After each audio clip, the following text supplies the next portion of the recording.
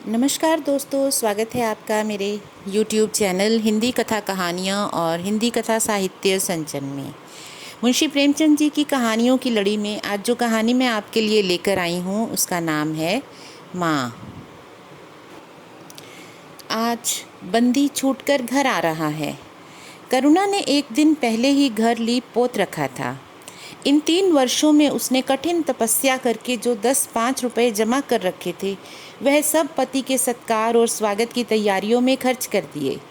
पति के लिए धोतियों का नया जोड़ा लाई, नए कुर्ते बनवाए थे, बच्चे के लिए नए कोट और टोपी की आयोजना भी की थी। बार बार बच्चे को गले लगाती और प्रसन्न होती। अगर इस बच्चे ने सूर्य की भांति उदय होकर उसके अंधेरे जीवन को प्रदीप न कर दिया होता तो कदाचित ठोकरों ने उसका जीवन का अंत कर दिया होता। पति के कारावास दंड के 3 ही महीने के बाद इस बालक का जन्म हुआ। उसी का मुंह देख देख कर करुणा ने यह 3 साल काट दिए थे। वह सोचती, जब मैं बालक को उनके सामने ले जाऊंगी तो वह कितने प्रसन्न होंगे। उसे देखकर पहले तो चकित हो जाएंगे, फिर गोद में उठा लेंगे और कहेंगे, करुणा, तुमने यह रत्न देकर मुझे निहाल कर दिया। कैद के सारे कष्ट बालक की तोतली बातों में भूल जाएंगे।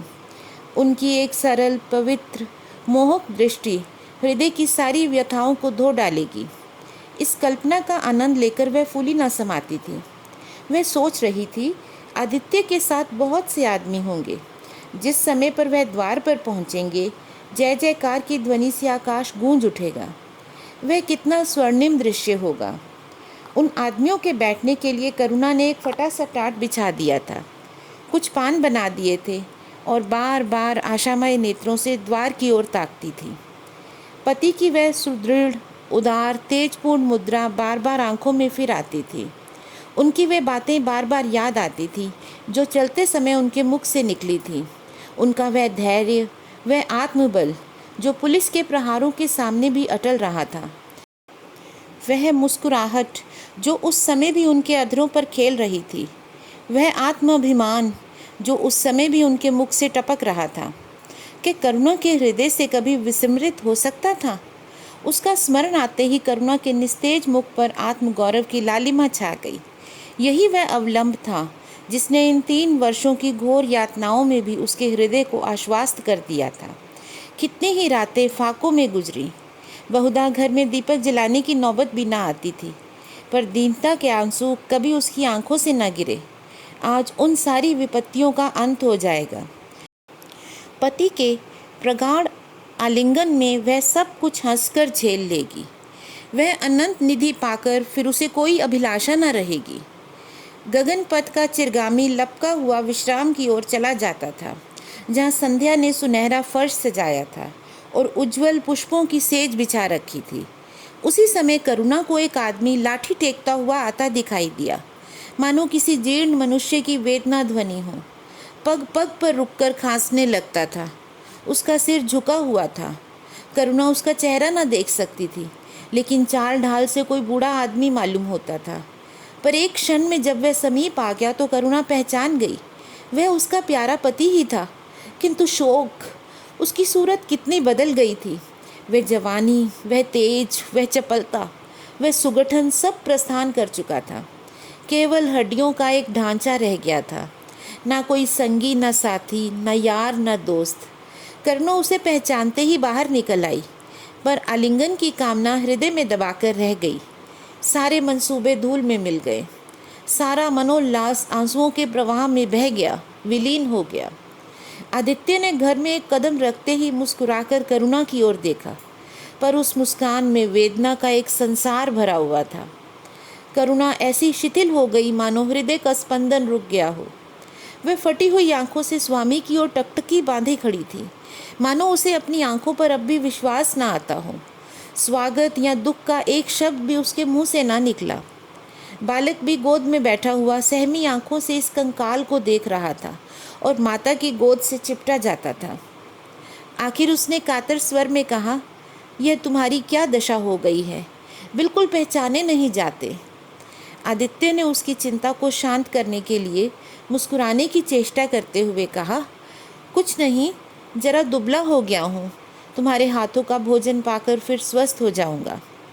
तो करुणा बोली, छी, सूख कर कांटा हो गए हो। क्या वहाँ भरपेट भोजन नहीं मिलता था?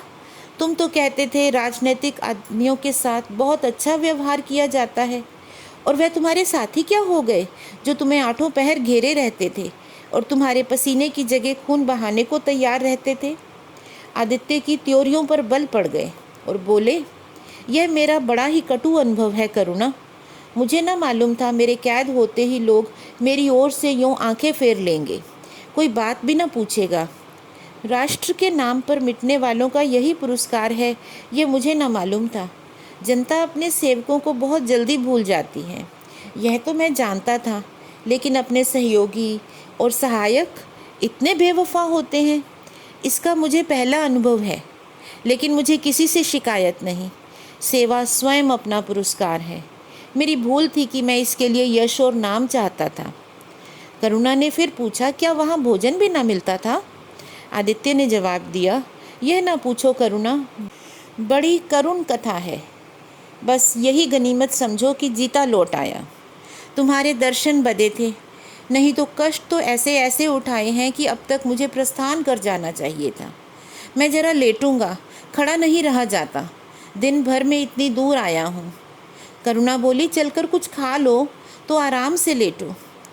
बालक को गोद में उठाकर बोली, बाबूजी हैं बेटा, तुम्हारे बाबूजी, इनकी गोद में जाओ, तुम्हें प्यार करेंगे। आदित्य ने आंसू भरी आंखों से बालक को देखा और उनका एक एक रोम उनका तिरस्कार करने लगा। अपनी जीर्ण दशा पर उन्हें कभी इतना दुख न हुआ था। ईश्वर की असीम दया से यदि उनकी दशा संभल जाती तो वह फिर कभी राष्ट्रीय आंदोलन के समीप न जाते। इस फूल से बच्चे को यो संसार में लाकर दरिद्रता की आग में झोंकने का उन्हें क्या अधिकार था? अब वह लक्ष्मी की उपासना करेंगे और अपना क्षुद्र जीवन बच्चे के लालन पालन को अर्पित कर देंगे। उन्हें इस समय ऐसा ज्ञात हुआ मानो बालक उन्हें उपेक्षा की दृष्टि से देख रहा है, मानो कह रहा हो, मेरे साथ आपने कौन सा कर्तव्य पालन किया? उसकी सारी कामना, सारा प्यार बालक को हृदय से लगाने के लिए अधीर हो उठा, पर हाथ फैल न सके, हाथों में शक्ति ही न थी। करुणा बालक को लिए हुए उठी और थाली में कुछ भोजन निकाल कर लाई। आदित्य ने क्षुधापूर्ण नेत्रों से थाली की ओर देखा, मानो आज बहुत दिनों के बाद कोई खाने की चीज़ सामने आई हो। जानता था कई दिनों के उपवास के बाद और आरोग्य की इस गई गुजरी दशा में उसे जवान को काबू में रखना चाहिए, पर वह सब्र न कर सका। थाली पर टूट पड़ा और देखते ही देखते थाली साफ कर दी। करुणा सशंक हो गई। उसने दोबारा किसी चीज़ के लिए ना पूछा, थाली उठाकर चली गई, पर उसका दिल कह रहा था, इतना तो कभी ना खाते थे। करुणा बच्चे को कुछ खिला रही थी कि एकाएक कानों में आवाज़ आई, करुणा। करुणा ने आकर पूछा, क्या तुमने मुझे पुकारा है? आदित्य का चेहरा पीला पड़ गया था और सांस जोर जोर से चल रही थी। हाथों के सहारे वहीं टाट पर लेट गए थे। करुणा उनकी यह हालत देखकर घबरा गई, बोली, जाकर किसी वैद्य को बुला लाऊं? आदित्य ने हाथ के इशारे से उसे मना करके कहा, व्यर्थ है करुणा, अब तुमसे छिपाना व्यर्थ है। मुझे तपेदिक हो गई है, कई बार मरते मरते बचा हूँ। तुम लोगों के दर्शन बदे थे, इसलिए प्राण न निकलते थे। देखो प्रिय, रो मत। करुणा ने सिसकियों को दबाते हुए कहा, मैं वैद्य को लेकर अभी आती हूँ। आदित्य ने फिर सिर हिलाया, नहीं करुणा, केवल मेरे पास बैठी रहो, अब किसी से कोई आशा नहीं है। डॉक्टरों ने जवाब दे दिया है। मुझे तो यह आश्चर्य है कि यहाँ पहुँच कैसे गया। न जाने कौन दैवी शक्ति मुझे वहाँ से खींच लाई। कदाचित यह इस बुझते हुए दीपक की अंतिम झलक थी। हाँ, मैंने तुम्हारे साथ बहुत अन्याय किया, इसका मुझे हमेशा दुख रहेगा।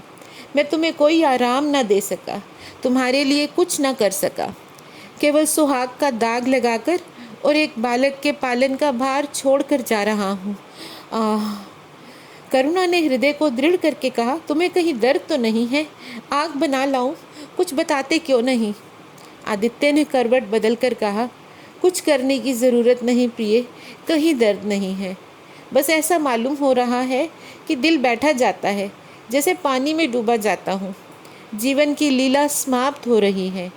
दीपक को बुझते हुए देख रहा हूँ। कह नहीं सकता कब आवाज़ बंद हो जाए। जो कुछ कहना है वह कह डालना चाहता हूँ, क्यों इस लालसा में रहूँ? मेरे एक प्रश्न का जवाब दोगी? पूछूं? करुणा के मन की सारी दुर्बलता, सारा शोक, सारी वेदना मानो लुप्त हो गई और उसकी जगह उस आत्मबल का उदय हुआ जो मृत्यु पर हंसता है और विपत्ति के सांपों से खेलता है। रत्न जड़ित मखमली मयान में जैसे तेज तलवार छिपी रहती है, जल के कोमल प्रवाह में जैसे असीम शक्ति छिपी रहती है, वैसे ही रमणी का कोमल हृदय साहस और धैर्य को अपनी गोद में छिपाए रहता है। क्रोध जैसे तलवार को बाहर खींच लेता है, विज्ञान जैसे जल शक्ति का उद्घाटन कर लेता है, वैसे ही प्रेम रमणी के साहस और धैर्य को प्रदीप्त कर देता है। करुणा ने पति के सिर पर हाथ रखते हुए कहा, पूछते क्यों नहीं प्यारे? आदित्य ने करुणा के हाथों का कोमल स्पर्श अनुभव करते हुए कहा, तुम्हारे विचार में मेरा जीवन कैसा है? बधाई के योग्य। देखो, तुमने मुझसे कभी पर्दा नहीं रखा। इस समय भी स्पष्ट कहना, तुम्हारे विचार में मुझे अपने जीवन पर हंसना चाहिए या रोना चाहिए? करुणा ने उल्लास के साथ कहा, यह प्रश्न क्यों करते हो प्रियतम? क्या मैंने तुम्हारी उपेक्षा की है? तुम्हारा जीवन देवताओं का जीवन था, निस्वार्थ, निर्लिप्त और आदर्श। विघ्न बाधाओं से तंग आकर मैंने तुम्हें कितनी ही बार संसार की ओर खींचने की चेष्टा की है, पर उस समय भी मैं मन में जानती थी कि मैं तुम्हें ऊंचे आसन से गिरा रही हूँ। अगर तुम माया मोह में फंसे होते तो कदाचित मेरे मन को अधिक संतोष होता, लेकिन मेरी आत्मा को वह गर्व और उल्लास ना होता जो इस समय हो रहा है। मैं अगर किसी को बड़े से बड़ा आशीर्वाद दे सकती हूँ तो वह यही होगा कि उसका जीवन तुम्हारे जैसा हो। ये कहते कहते करुणा का आभाहीन मुखमंडल ज्योतिर्मय हो गया, मानो उसकी आत्मा दिव्य हो गई हो। आदित्य ने सगर्व नेत्रों से करुणा को देखकर कहा, बस मुझे संतोष हो गया करुणा। इस बच्चे की ओर से मुझे कोई शंका नहीं है। मैं उसे इससे अधिक कुशल हाथों में नहीं छोड़ सकता। मुझे विश्वास है जीवन भर यह ऊंचा और पवित्र आदर्श सदैव तुम्हारे सामने रहेगा। अब मैं मरने को तैयार हूँ। 7 वर्ष बीत गए। बालक प्रकाश अब 10 साल का रूपवान, बलिष्ठ, प्रसन्न मुख कुमार था। बल का तेज, साहसी और मनस्वी। भय तो उसे छू भी न गया था। करुणा का संतप्त हृदय उसे देखकर शीतल हो जाता। संसार करुणा को अभागिनी और दीन समझे, वह कभी भाग्य का रोना नहीं रोती। उसने उन आभूषणों को बेच डाला जो पति के जीवन में उसे प्राणों से प्रिय थे, और उस धन से कुछ गायें और भैंसें मोल लीं। वह कृषक की बेटी थी और गोपालन उसके लिए नया व्यवसाय न था। इसी को उसने अपनी जीविका का साधन बनाया। विशुद्ध दूध कहाँ मयस्सर होता है, सब दूध हाथों हाथ बिक जाता। करुणा को पहर रात से पहर रात तक काम में लगा रहना पड़ता, पर वह प्रसन्न थी। उसके मुख पर निराशा या दीनता की छाया नहीं, संकल्प और साहस का तेज है। उसके एक एक अंग से आत्मगौरव की ज्योति सी निकल रही है। आंखों में एक दिव्य प्रकाश है, गंभीर, अथाह और असीम। सारी वेदनाएं, वैधव्य का शौक और विधि का निर्मम प्रहार, सब उस प्रकाश की गहराई में विलीन हो गया है। प्रकाश पर वह जान देती है। उसका आनंद, उसकी अभिलाषा, उसका संसार, उसका स्वर्ग, सब प्रकाश पर न्योछावर है। पर यह मजाल नहीं कि प्रकाश कोई शरारत करे और करुणा आंखें बंद कर ले। नहीं, वह उसके चरित्र की बड़ी कठोरता से देखभाल करती है। वह प्रकाश की माँ नहीं, माँ बाप दोनों है। उसके पुत्र स्नेह में माता की ममता और पिता की कठोरता भी मिली हुई है। पति के अंतिम शब्द अभी तक उसके कानों में गूंज रहे हैं। वह आत्मोल्लास जो उसके चेहरे पर झलकने लगा था, वह गर्वमय लाली जो उसकी आंखों में छा गई थी, अभी तक उसकी आंखों में फिर रही है। निरंतर पति चिंतन ने आदित्य को उसकी आंखों में प्रत्यक्ष कर दिया है। वह सदैव उनकी उपस्थिति का अनुभव किया करती है। उसे ऐसा जान पड़ता है कि आदित्य की आत्मा सदैव उसकी रक्षा करती रहती है। उसकी यही हार्दिक अभिलाषा है कि प्रकाश जवान होकर पिता का पथगामी हो। संध्या हो गई थी। एक भिखारिन द्वार पर आकर भीख मांगने लगी। करुणा उस समय गौओं को पानी दे रही थी। प्रकाश बाहर खेल रहा था। बालक ही तो ठहरा, शरारत सूझी, घर में गया और कटोरे में थोड़ा सा भूसा लेकर बाहर आ गया। भिखारिन ने अब की झोली फैला दी। प्रकाश ने भूसा उसकी झोली में डाल दिया और जोर जोर से तालियां बजाता हुआ भागा। भिखारी ने आगने नेत्रों से देखकर कहा, वाह रे लाडले, मुझसे हंसी करने चला है। यही माँ बाप ने सिखाया है, तब तो खूब कुल का नाम जगाओगे। करुणा उसकी बोली सुनकर बाहर निकल आई और पूछा, क्या है माता, किसे कह रही हो? भिखारी ने प्रकाश की तरफ इशारा करके कहा, वह तुम्हारा लड़का है ना, देखो कटोरे में भूसा भरकर मेरी झोली में डाल गया है। चुटकी भर आटा था, वह भी मिट्टी में मिल गया। कोई इस तरह दुखियों को सताता है? सबके दिन एक से नहीं रहते, आदमी को घमंड ना करना चाहिए। करुणा ने कठोर स्वर में पुकारा, प्रकाश। प्रकाश लज्जित न हुआ, अभिमान से सिर उठाए हुए आया और बोला, वह हमारे घर में भीख क्यों मांगने आई है? कुछ काम क्यों नहीं करती?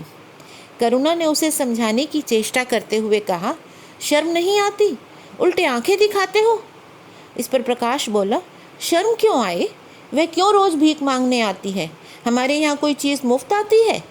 इस पर करुणा ने कहा, तुम्हें कुछ न देना था तो सीधे से कह देते, जाओ, तुमने यह शरारत क्यों की? इस पर प्रकाश बोला, उसकी आदत कैसे छूटती? करुणा ने बिगड़ कर कहा, अब तुम पिटोगे मेरे हाथों। प्रकाश बोला, पिटूंगा क्यों? आप जबरदस्ती पीटेंगी।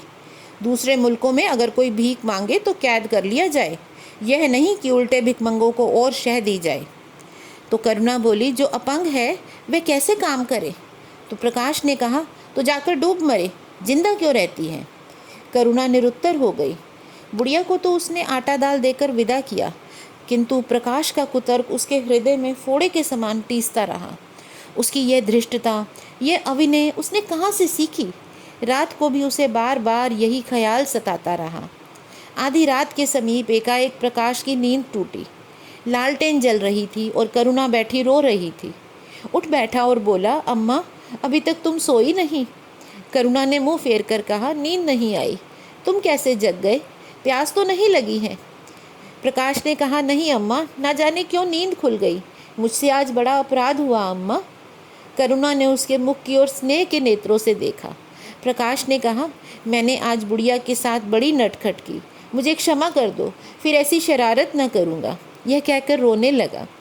करुणा ने स्नेहार्द उसे गले से लगा लिया और उसके कपोलों का चुंबन करके बोली, बेटा, मुझे खुश करने के लिए कह रहे हो या सचमुच तुम्हारे मन में पछतावा हो रहा है?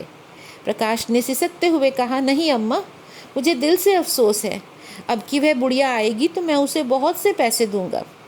करुणा का हृदय मतवाला हो गया। ऐसा जान पड़ा आदित्य सामने खड़े बच्चे को आशीर्वाद दे रहे हैं और कह रहे हैं, करुणा, क्षोभ मत कर, प्रकाश अपने बच्चे का नाम रोशन करेगा, तेरी संपूर्ण कामना पूरी हो जाएंगी।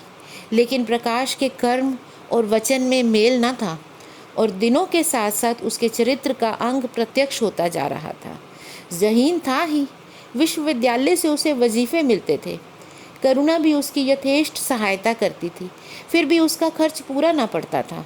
वह मितव्ययिता और सरल जीवन पर विद्वता से भरे हुए व्याख्यान दे सकता था, पर उसका रहन सहन फैशन के अंधभक्तों से जौ भरकर भी घटकर न था। प्रदर्शन की धुन उसे हमेशा सवार रहती थी। उसके मन और बुद्धि में निरंतर द्वंद्व होता रहता था। मन जाति की ओर था और बुद्धि अपनी ओर। बुद्धि मन को दबाए रहती थी, उसके सामने मन की एक न चलती थी। जाति सेवा उसर की खेती है, वहाँ बड़े से बड़ा उपहार जो मिल सकता है वह है गौरव और यश, और वह भी स्थायी नहीं, इतना अस्थिर कि क्षण भर में जीवन भर की कमाई पर पानी फिर सकता है। अतः उसका अंतःकरण अनिवार्य वेग के साथ विलासमय जीवन की ओर झुकता था, यहाँ तक कि धीरे धीरे उसे त्याग और निग्रह से घृणा होने लगी। वह दुर्वस्था और दरिद्रता को हेय समझता था। उसके हृदय न था, भाव न थे, केवल मस्तिष्क था। मस्तिष्क में दर्द कहाँ, वहाँ तो तर्क है, मंसूबे हैं। सिंध में बाढ़ आई, हजारों आदमी तबाह हो गए। विद्यालय ने वहाँ एक सेवा समिति भेजी। प्रकाश के मन में द्वंद्व होने लगा, जाऊँ या ना जाऊँ। इतने दिनों अगर वह परीक्षा की तैयारी करे तो प्रथम श्रेणी में पास हो जाए। चलते समय उसने बीमारी का बहाना कर दिया। करुणा ने लिखा, तुम सिंध न गए इसका मुझे दुख है। तुम बीमार रहते हुए वहाँ जा सकते थे, समिति में चिकित्सक भी थे, प्रकाश ने पत्र का उत्तर ना दिया। उड़ीसा में अकाल पड़ा, प्रजा मक्खियों की तरह मरने लगी। कांग्रेस ने पीड़ितों के लिए एक मिशन तैयार किया। उन्हीं दिनों विद्यालयों ने इतिहास के छात्रों को ऐतिहासिक खोज के लिए लंका भेजने का निश्चय किया। करुणा ने प्रकाश को लिखा, तुम उड़ीसा जाओ, किंतु प्रकाश लंका जाने को लालायित था। वह कई दिनों तक इस दुविधा में पड़ा रहा। अंत को सिलोन ने उड़ीसा पर विजय पाई। करुणा ने अब की कुछ न लिखा, चुपचाप रोती रही। सिलोन से लौटकर प्रकाश छुट्टियों में घर गया। करुणा उससे खिंची खिंची रही। प्रकाश मन में लज्जित हुआ और संकल्प किया, अब की कोई ऐसा अवसर आया तो अम्मा को अवश्य प्रसन्न करूँगा। यह निश्चय करके वह विद्यालय लौटा। लेकिन यहाँ आते ही फिर परीक्षा की फिक्र सवार हो गई। यहाँ तक कि परीक्षा के दिन आ गए, मगर इम्तिहान से फुर्सत पाकर भी प्रकाश घर न गया। विद्यालय के एक अध्यापक कश्मीर सैर करने जा रहे थे। प्रकाश उन्हीं के साथ कश्मीर चल खड़ा हुआ। जब परीक्षा फल निकला और प्रकाश प्रथम आया तो उसे घर की याद आई। उसने तुरंत करुणा को पत्र लिखा और अपने आने की सूचना दी। माता को प्रसन्न करने के लिए 2-4 शब्द जाति सेवा के विषय में भी लिखे। अब मैं आपकी आज्ञा का पालन करने को तैयार हूँ। मैंने शिक्षा संबंधी कार्य करने का निश्चय किया है। इसी विचार से मैंने वह विशिष्ट स्थान प्राप्त किया है। हमारे नेता भी तो विद्यालयों के आचार्यों का ही सम्मान करते हैं। अभी तक इन उपाधियों के मोह से वह मुक्त नहीं हुए हैं। हमारे नेता योग्यता, सदुत्साह, लगन का उतना सम्मान नहीं करते जितना उपाधियों का। अब मेरी इज्जत करेंगे और जिम्मेदारी का काम सौंपेंगे, जो पहले मांगे भी ना मिलता। करुणा को फिर आस बंधी। विद्यालय खुलते ही प्रकाश के नाम रजिस्ट्रार का पत्र पहुंचा। उन्होंने प्रकाश का इंग्लैंड जाकर विद्याभ्यास करने के लिए सरकारी वजीफे की मंजूरी की सूचना दी थी। प्रकाश पत्र हाथ में लिए हर्ष और उन्माद में जाकर माँ से बोला, अम्मा मुझे इंग्लैंड जाकर पढ़ने के लिए सरकारी वजीफ़ा मिल गया। करुणा ने उदासीन भाव से पूछा, तो तुम्हारा क्या इरादा है? प्रकाश ने कहा, मेरा इरादा? ऐसा अवसर पाकर भला कौन छोड़ता है? इस पर करुणा ने कहा, तुम तो स्वयं सेवकों में भर्ती होने जा रहे थे। तो प्रकाश बोला, तो आप समझती हैं स्वयं सेवक बन जाना ही जाति सेवा है? मैं इंग्लैंड से आकर भी तो सेवा कार्य कर सकता हूँ। और अम्मा सच पूछो, एक मजिस्ट्रेट अपने देश का जितना उपकार कर सकता है उतना 1000 स्वयं सेवक मिलकर भी नहीं कर सकते। मैं तो सिविल सर्विस की परीक्षा में बैठूंगा और मुझे विश्वास है कि सफल हो जाऊंगा। करुणा ने चकित भाव से पूछा, तो क्या तुम मजिस्ट्रेट हो जाओगे? प्रकाश ने कहा, सेवा भाव रखने वाला एक मजिस्ट्रेट कांग्रेस के 1000 सभापतियों से ज़्यादा उपकार कर सकता है। अखबारों में उसकी लंबी लंबी तारीफ़ें न छपेंगी, उसके वक्तव्यों पर तालियां ना बजेंगी, जनता उसके जुलूस की गाड़ी ना खींचेगी और ना विद्यालयों के छात्र उसको अभिनंदन पत्र देंगे। पर सच्ची सेवा मजिस्ट्रेट ही कर सकता है। करुणा ने आपत्ति के भाव से कहा, लेकिन यही मजिस्ट्रेट तो जाति के सेवकों को सजाएं देते हैं, उन पर गोलियां चलाते हैं। तो प्रकाश ने कहा, अगर मजिस्ट्रेट के हृदय में परोपकार का भाव है तो वह नरमी से वही काम करता है जो दूसरे गोलियां चलाकर भी न कर सकते। इस पर करुणा बोली, मैं ये नहीं मानूंगी। सरकार अपने नौकरों को इतनी स्वाधीनता नहीं देती। वह एक नीति बना देती है और हर एक सरकारी नौकर को उसका पालन करना पड़ता है। सरकार की पहली नीति यह है कि वह दिन पर दिन अधिक संगठित और दृढ़ हो। इसके लिए स्वाधीनता के भावों का दमन करना ज़रूरी है। अगर कोई मजिस्ट्रेट इस नीति के विरुद्ध काम करता है तो वह मजिस्ट्रेट ना रहेगा। वह हिंदुस्तानी था जिसने तुम्हारे बाबूजी को जरा सी बात पर 3 साल की सज़ा दे दी और इसी सज़ा ने उनके प्राण लिए। बेटा मेरी इतनी बात मानो, सरकारी पदों पर ना गिरो। मुझे यह मंजूर है कि तुम मोटा खाकर और मोटा पहनकर देश की सेवा करो, इसके बदले कि तुम हाकिम बन जाओ और शान से जीवन बिताओ।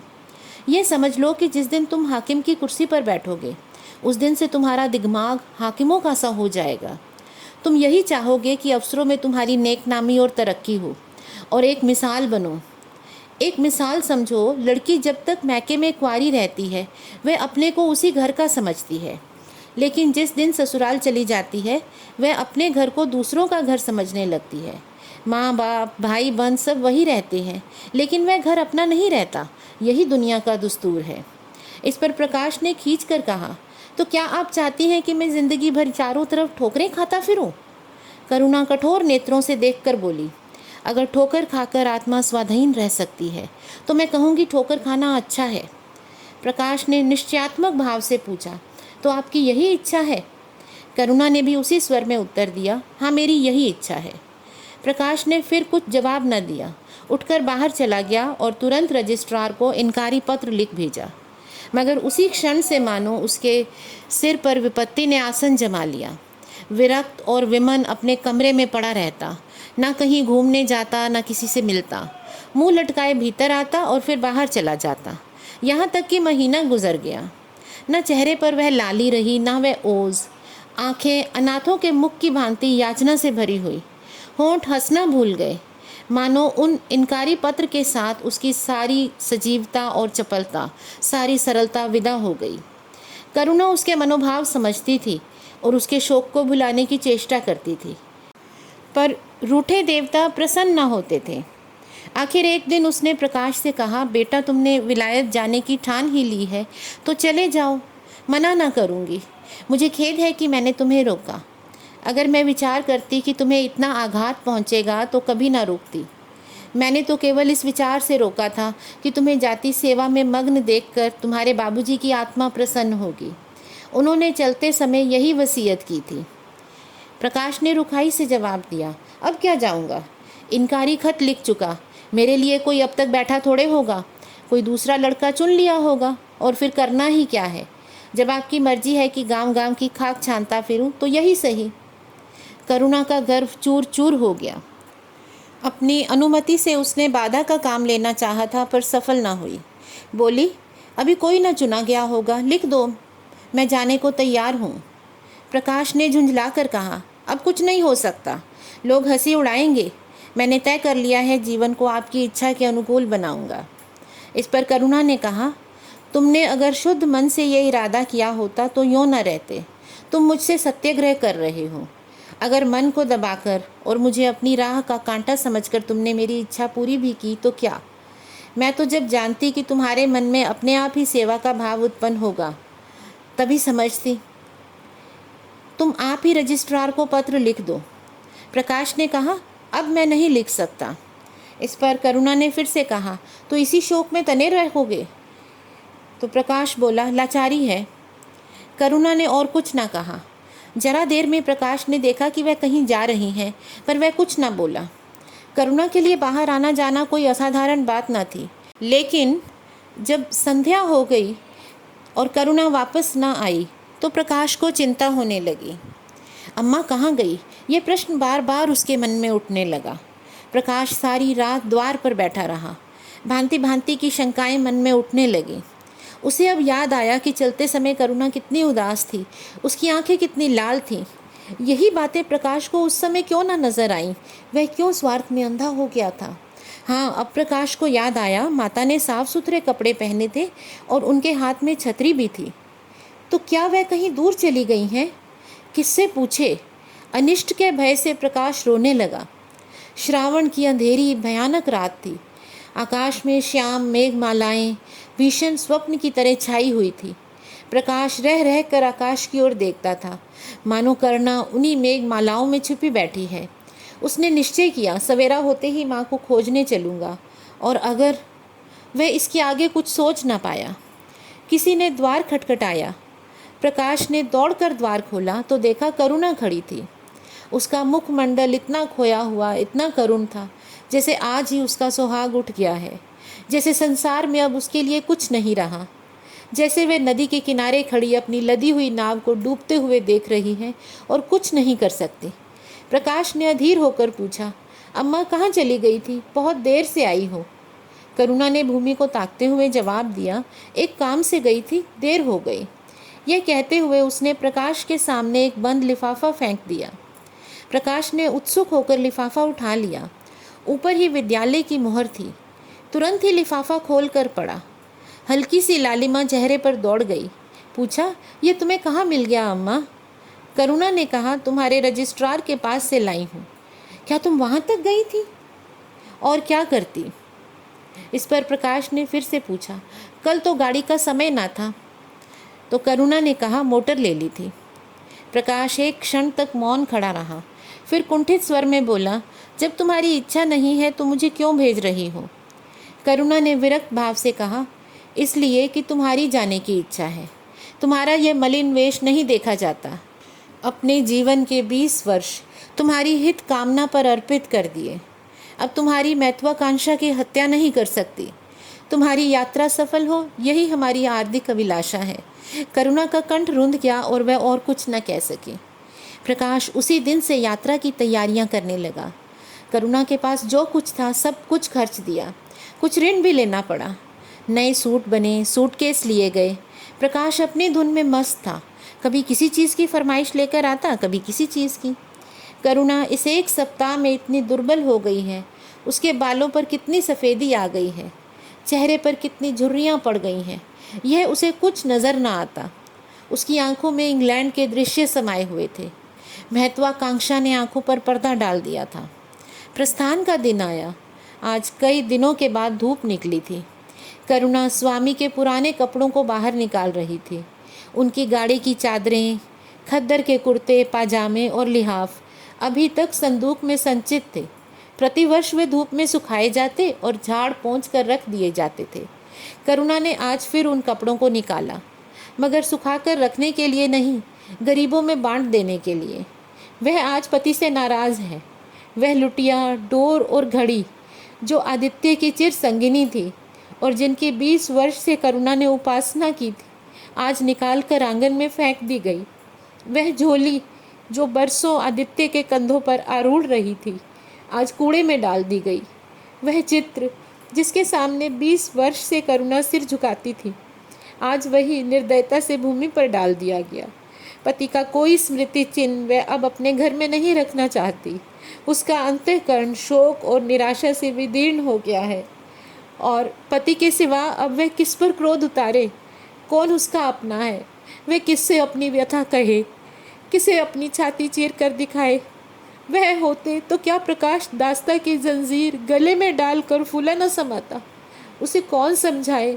आदित्य भी इस अवसर पर पछताने के सिवा और कुछ न कर सकते। प्रकाश के मित्रों ने आज उसे विदाई का भोज दिया था। वहाँ से वह संध्या समय कई मित्रों के साथ मोटर पर लौटा। सफ़र का सामान मोटर पर रख दिया गया। तब वह अंदर आकर माँ से बोला, अम्मा जाता हूँ, बम्बई पहुँचकर पत्र लिखूँगा। तुम्हें मेरी कसम, रोना मत और मेरे खतों का जवाब बराबर देना। जैसे किसी लाश को बाहर निकालते समय संबंधियों का धैर्य टूट जाता है, रुके हुए आंसू निकल पड़ते हैं और शोक की तरंगें उठने लगती हैं, वही दशा करुणा की हुई। कलेजे में एक हाहाकार हुआ जिसने उसकी दुर्बल आत्मा के एक एक अणु को कंपा दिया। मालूम हुआ पानी में पांव फिसल गया है और वह लहरों में बही जा रही है। उसके मुख से शोक या आशीर्वाद का एक शब्द न निकला। प्रकाश ने उसके चरण छुए, अश्रु जल से माता के चरणों को पखारा, फिर बाहर चला। करुणा पाषाण मूर्ति की भांति खड़ी थी। सहसा ग्वाले ने आकर कहा, बहू जी भैया चले गए, बहुत रोते थे। तब करुणा की समाधि टूटी। देखा सामने कोई नहीं है। घर में मृत्यु का सा सन्नाटा छाया हुआ है और मानो हृदय की गति बंद हो गई है। सहसा करुणा की दृष्टि ऊपर उठ गई। उसने देखा आदित्य अपनी गोद में प्रकाश की निर्जीव देह लिए खड़े हैं। करुणा पछाड़ खाकर गिर पड़ी। करुणा जीवित थी पर संसार से उसका कोई नाता न था। उसका छोटा सा संसार जिसे उसने अपनी कल्पनाओं के हृदय में रचा था, स्वप्न की भांति अनंत में विलीन हो गया था। जिस प्रकाश को सामने देखकर वह जीवन की अंधेरी रात में भी हृदय में आशाओं की संपत्ति लिए जी रही थी, वह बुझ गया और संपत्ति लुट गई। अब ना कोई आश्रय था, ना उसकी ज़रूरत। जिन गौओं को वह दोनों वक्त अपने हाथों से दाना चारा देती और सहलाती थी, वे अब खूंटे पर बंधी निराश नेत्रों से द्वार की ओर ताकती थी। बछड़ों को गले लगाकर पुचकारने वाला अब कोई न था, जिसके लिए दूध दुहे, मट्ठा निकाले। खाने वाला कौन था? करुणा ने अपने छोटे से संसार को अपने ही अंदर समेट लिया था, किंतु एक ही सप्ताह में करुणा के जीवन ने फिर रंग बदला। उसका छोटा सा संसार फैलते फैलते विश्वव्यापी हो गया। जिस लंगर ने नौका को एक तट से एक केंद्र पर बांध रखा था, वह उखड़ गया। वह नौका सागर के विस्तार में भ्रमण करेगी, चाहे वह उद्यम तरंगों के वश में ही क्यों न विलीन हो जाए। करुणा द्वार पर आ बैठती और मोहल्ले भर के लड़कों को जमा करके दूध पिलाती। दोपहर तक मक्खन निकालती और वह मक्खन मोहल्ले के लड़के खाते। फिर भांति भांति के पकवान बनाती और कुत्तों को खिलाती। यही उसका नित्य का नियम हो गया। चिड़िया, कुत्ते, बिल्लियाँ, चींटे, चींटियाँ सब अपने हो गए। प्रेम का वह द्वार अब किसी के लिए बंद न था। उस उंगल भर जगह में जो प्रकाश के लिए भी काफ़ी न थी, अब समस्त संसार समा गया। एक दिन प्रकाश का पत्र आया। करुणा ने उसे उठाकर फेंक दिया। फिर थोड़ी देर बाद उठाकर उसे फाड़ डाला। चिड़ियों को दाना चुगाने लगी। मगर जब निशा योगिनी ने अपनी धुनी रमाई और वेदनाएं उससे वरदान मांगने के लिए विकल होकर चली, तो करुणा की मनोवेदना भी सजग हो गई। प्रकाश का पत्र पढ़ने के लिए उसका मन व्याकुल हो उठा। उसने सोचा, प्रकाश मेरा कौन है? मेरा उससे क्या प्रयोजन? हाँ, प्रकाश मेरा कौन है? कौन है वो? हृदय ने उत्तर दिया, प्रकाश तेरा सर्वस्व है। वह तेरे उस अमर प्रेम की निशानी है जिससे तू सदैव के लिए वंचित हो गई। वह तेरे प्राण है, तेरे जीवन दीपक का प्रकाश, तेरी वंचित कामनाओं का माधुर्य, तेरे अश्रु जल में विहार करने वाला एक हंस। करुणा उस पत्र के टुकड़ों को जमा करने लगी, मानो उसके प्राण बिखर गए हों।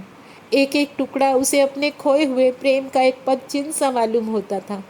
जब सारे पुर्जे जमा हो गए तो करुणा दीपक के सामने बैठकर उसे जोड़ने लगी, जैसे कोई वियोगी हृदय प्रेम के टूटे हुए तारों को जोड़ रहा हो। हाय री ममता! वह अभागिन सारी रात उन पुर्जों को जोड़ने में लगी रही। पत्र दोनों ओर से लिखा था, इसलिए पुर्जों को ठीक स्थान पर रखना और भी कठिन था। कोई शब्द, कोई वाक्य बीच में गायब हो जाता।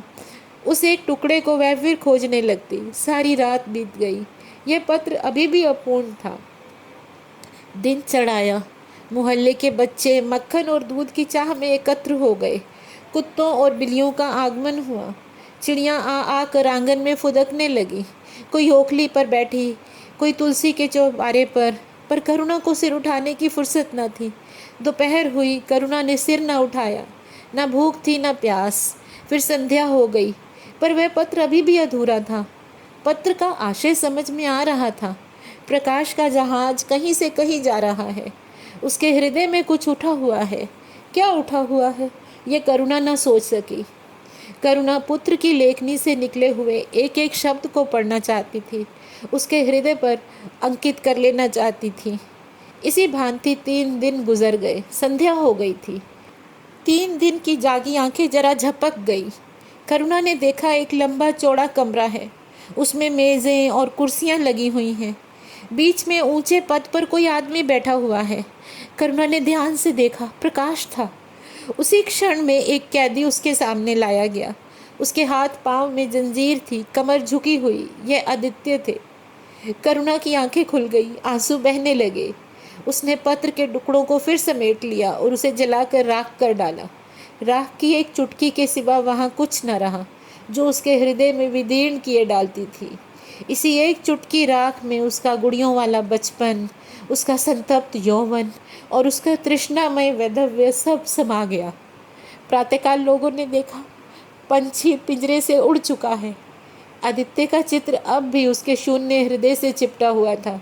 भग्न हृदय पति की स्नेह स्मृति में विश्राम कर रहा है और प्रकाश का जहाज यूरोप चला जा रहा था।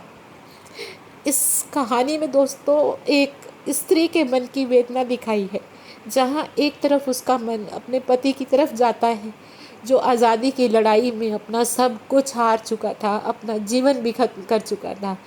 और उसने जाते हुए अपने पति को वचन दिया था कि उसका पुत्र भी अच्छे रास्ते पर चलेगा। लेकिन उसके पुत्र को आगे बढ़ना था। वह जीवन में कुछ कर दिखाना चाहता था और वह इस तरह का जीवन नहीं जीना चाहता था जो उसकी माता ने या पिता ने जिया है। यहीं पर एक पत्नी और एक माता के हृदय में तनाव हो रहा था। पत्नी का हृदय चाहता था पुत्र अपने पिता के नक्शे कदम पर चले, लेकिन माता का हृदय तो माता का हृदय है। वो चाहे थोड़ी देर के लिए अपने पुत्र को डांट देती थी, लेकिन फिर भी वह उसका भला चाहती थी। वो चाहती थी कि वो खुश रहे, और शायद इसी के कारण उसने उसके विद्यालय में जाकर उसके जाने के लिए पत्र भी लिखवा कर लाया और उसको बाहर भेजा। वही माता का हृदय फिर से पत्नी के हृदय पर कम हो गया और उसने सब कुछ त्याग दिया। लेकिन जैसे ही पुत्र का पत्र आया, माता का हृदय फिर जाग उठा। वह चाहती थी अपने पुत्र का पत्र पढ़े, वह जानना चाहती थी वह कहाँ है। लेकिन फिर से उसके मन में द्वंद्व चल रहा था, पत्नी और माता का। और अंत में ईश्वर ने उसको इस सब से, इस जंजाल से मुक्ति दे दी और वह चिर समाधि में लीन हो गई। धन्यवाद दोस्तों।